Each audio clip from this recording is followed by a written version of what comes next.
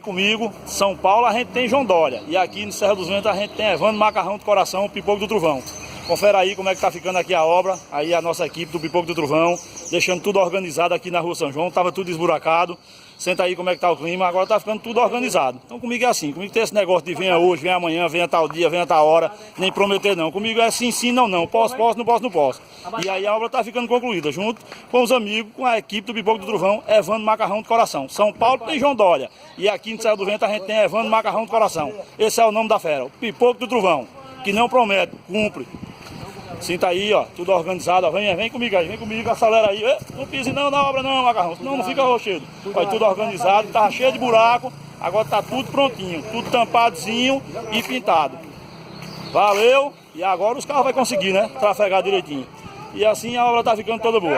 Um abraço e até mais outra obra do Pipoco do Trovão, Evandro Macarrão do Coração.